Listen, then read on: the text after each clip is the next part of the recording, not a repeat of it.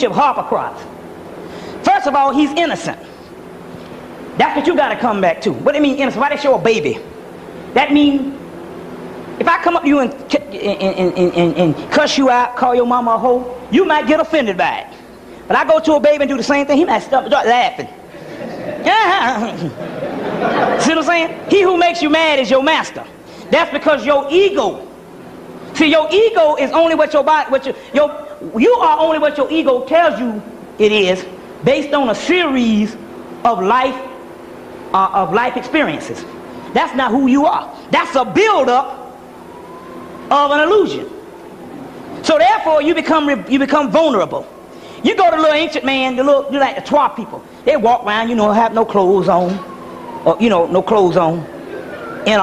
You come up and say some stuff to them, because they can't understand the concept of what you're talking about because they're on a higher level. Well, when you see the baby, they're saying you must become. So a lot of these cliches: once a man, twice a baby.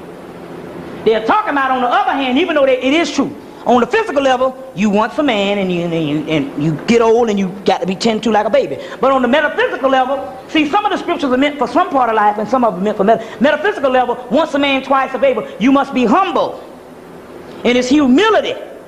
And the more you humble yourself and get out of the actual breakdowns of society, is the less I'll be affected by things you say about me, about things, oh damn, I ain't got no clothes on.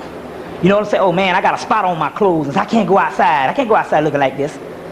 And the more and more you come off of this, the more and more spiritual you grow. You understand the concept of what I'm trying to say? So they show you the baby. They say now, the demon is there to devour the baby. But the baby going through. Why? Because the demon can only devour the illusion. The baby is innocent, so you can't hurt him. You understand what I'm saying? So the more humble you get, you see what I'm saying? The more spiritual you become. You see? Now, dealing with the ego. Look at this. Dealing with the ego. They say that the most incomplete of us, here it is, the ego. The ego. It says the more strongly you identify with something, the more strongly we must reject its opposite. Now it says this, what it means. Thus, the strongest, the most oppressive egos belong to the most incomplete of us. So, you worship a person, a movie star, a basketball star, a preacher, a leader. You understand what I'm saying? Now, they can't help but have big egos. You worshiping them. See what I'm saying? And you're saying, that's the person I want to be like. You see what I'm saying? That's the person you least want to be like. Because he's the most incomplete. Because the more and more he gets caught in an ego, the more and more he gets stuck in the doggone hologram and the illusion of things. You see what I'm saying? That's the person that you want to be least like. Y'all getting this? See, the whole thing is you got to really humble yourself. Humility is the key. That's why I say, well, hell, I can go on the radio and tell them I got my damn lights cut off. I couldn't do that shit 5 years ago. No, hell no. I say, no. I remember I got out of college and stuff. I couldn't get no job. So, I'll tell you how bad it was. I couldn't get no job. I wear money suits and stuff. So, the woman said, so I go in the restaurant. I know I need a job. Ain't got no money to pay the rent. I don't want to wait no tables because I don't want nobody that I went to in college to come. See the sickness? So I'd rather go and take a job washing dishes in the back. See what I'm saying? So nobody won't see me. See, that's the kind of insanity we have.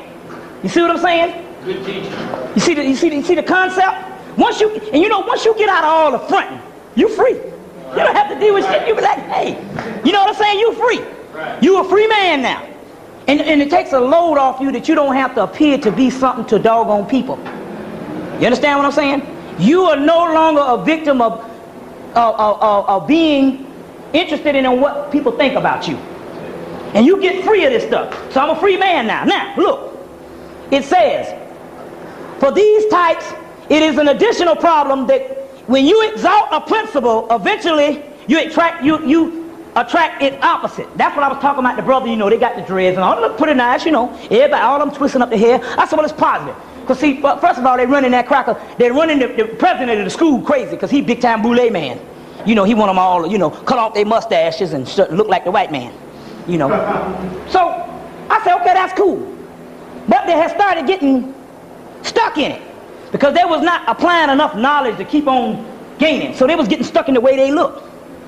You see what I'm saying? And so that's what happened with most of the Afrocentric thing. They picked a particular thing and they became good at it, and they said, I'm stopped. You see what I'm saying?